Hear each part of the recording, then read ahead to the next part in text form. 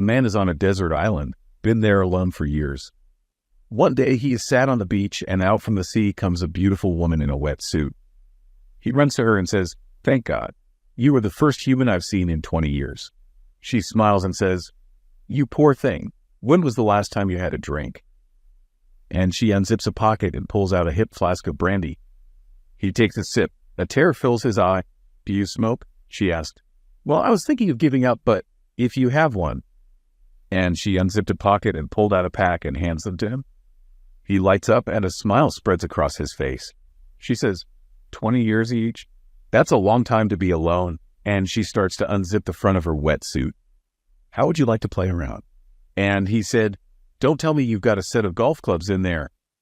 I have a friend who's an alcoholic, and he'd been told by his wife that if he came home stinking drunk one more time, then she would leave him. We were in a bar one night, and he got very drunk and threw up on himself. He said, "What am I going to do? I can't go home like this. She'll leave me." I said, "I know what to do. Take a 20-pound note and put it sticking up out of the front pocket of your jacket. Then say that someone else threw up over you and gave you 20 pounds for the dry cleaning." So he went home. As soon as his wife saw him, she became very angry. And he said, "No, wait, this wasn't me. Another fellow threw up on me and he gave me a 20 pounds note for the dry cleaning." She said, "Why do you have two 20 pounds notes?" And he said, "The other one was from the man who shat in my pants."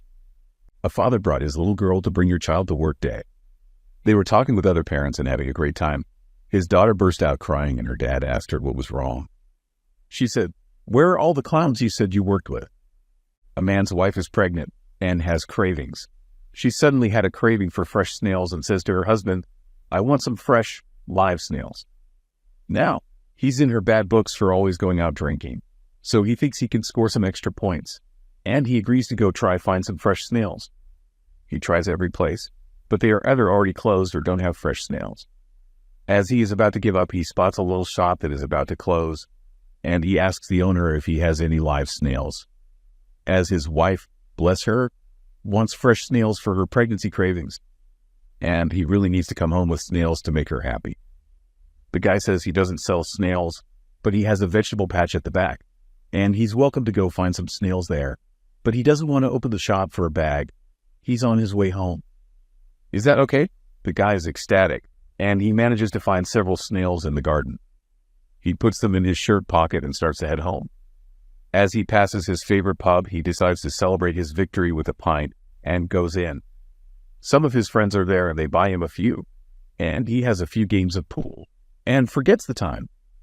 Now he's so drunk, he's worried about what his wife is going to say and how he'll explain to her why he took so long. As he arrives home, he trips in front of the front door, spilling the snails out on the walkway in front of him, and his wife heard the commotion and flings the door open to see what's going on.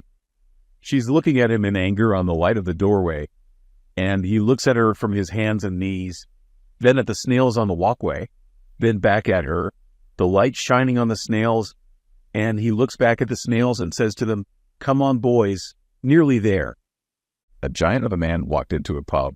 His eyes were deep in his skull as he looked around the place. He stomped to the bar, floorboards begging for mercy on every step. With an index finger the size of someone else's forearm, he gestured the bartender to lean closer. His voice sounded like gravel being poured into a widower's grave. "Give me a beer," he said, "but don't even think about asking for money. We don't want things to go down like they did in the last place." The bartender felt a chill in his bones and quickly poured a beer, too frightened to ask anything. The giant took the beer, sat at the table alone, and started drinking. Soon the glass was empty and the inevitable slow march towards the bar followed. "Give me a beer, but don't even think about asking for money. We don't want things to go down like they did in the last place." The terrified bartender with shaking hands and snow-white face again poured the beer without a word. The same went on the whole evening. The big guy would come to the bar, give his little speech, and drink his beer quietly. The bartender started to relax a bit and got curious, so he decided to risk a question. "Give me a beer." The giant started, but the bartender had the beer ready before he could finish. "Here you go, sir," the bartender said. "No bill for you, as usual, but I wonder if you wouldn't mind satisfying my curiosity. How exactly did things go down in the last place?" The big man looked around and paused for a minute to think. Then he again gestured the bartender to lean closer.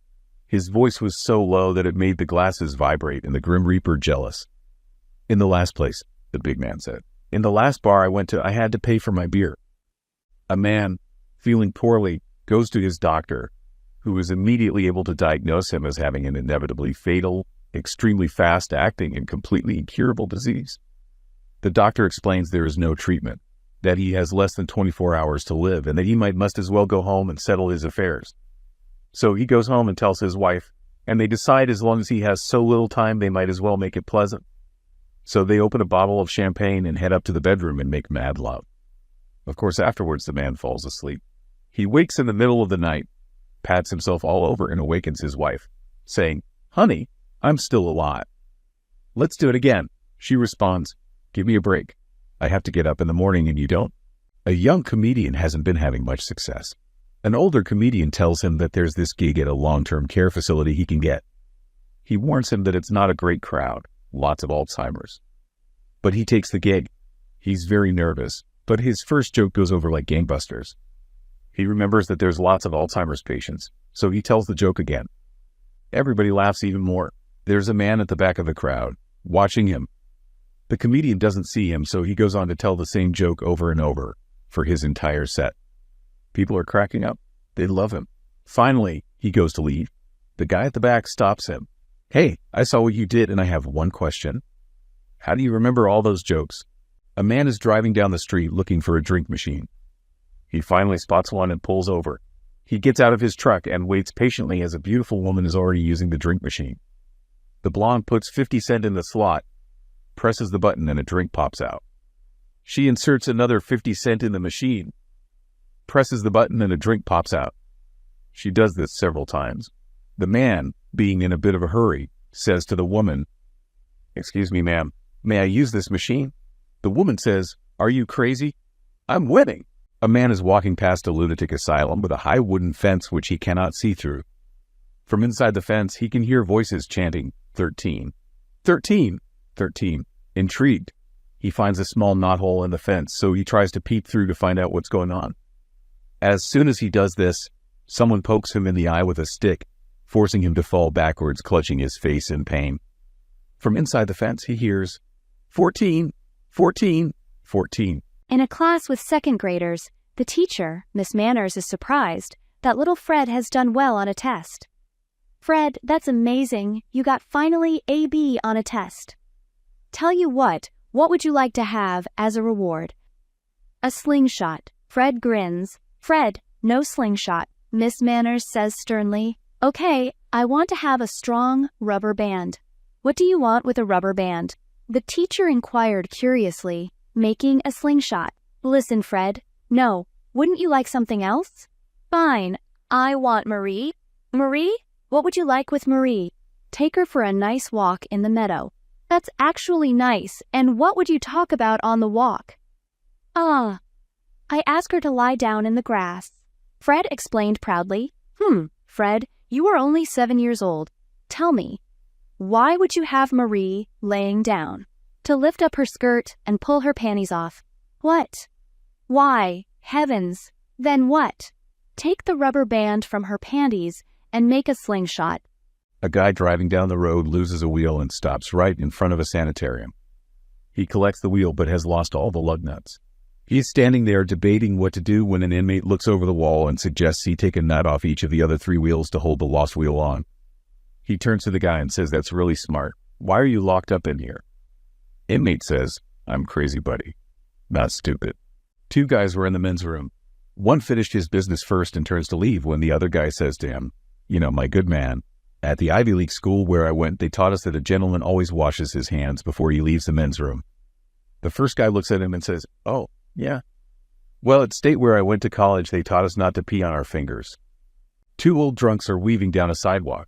They see a dog up ahead licking its privates. One drunk says, "Hey, you know, I wish I could do that." The other guy says, "Well, you better pet him first. He looks kind of mean."